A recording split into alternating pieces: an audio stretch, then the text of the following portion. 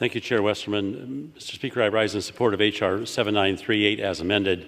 This long overdue legislation is necessary if the federal government is to honor critical commitments it's made to farmers and ranchers in my district in Oregon and Mr. Lamalfa's district in Northern California. For generations, farmers and ranchers receiving water delivered from the Klamath River and Klamath Lake have assumed the risks of weather, skyrocketing costs of production, wildly fluctuating markets, while playing by the rules, conserving more and more water, and continuing to do their best to provide high-quality food for our nation. However, over the past 25 years, they've done so under the additional burden of federally mandated drastic reductions in the amount of water they have state-certified rights to use. These reductions, dictated federally, coupled with increasing drought, threaten farmers and ranchers' livelihoods, the communities that rely upon them, and ultimately our nation's food supply. The reason this legislation is needed now is because earlier this year, the 4 hydroelectric dams on the Klamath River in Oregon and California were dismantled and removed. This leaves operation of in-stream structures located upriver from the now removed 4 hydroelectric dams at legal risk through no fault or action or by the farmers. As context, Mr. Speaker, for over 100 years there were 4 hydroelectric facilities on the Klamath River.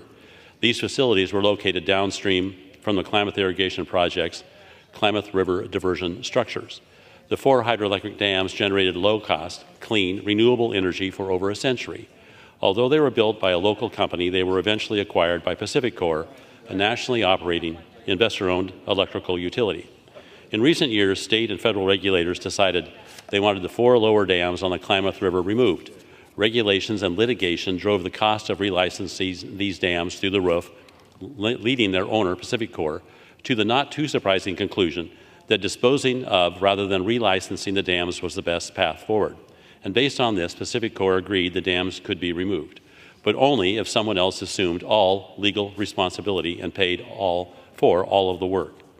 In addition, as a condition of allowing the 4 hydro dams to be removed, PacifiCorp demanded that the U.S. Bureau of Reclamation assume ownership of all remaining water infrastructure previously owned by PacifiCorp, including the Link River and Keno dams, regardless of their condition, shifting all and whatever liabilities, known and unknown, might burden them to the Bureau of Reclamation.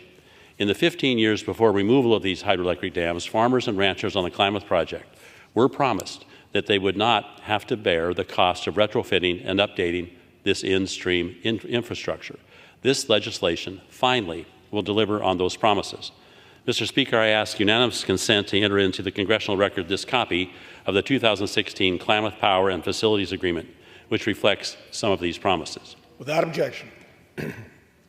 In addition, Mr. Speaker, H.R. 7938 partially addresses other consequences of the destruction of these dams.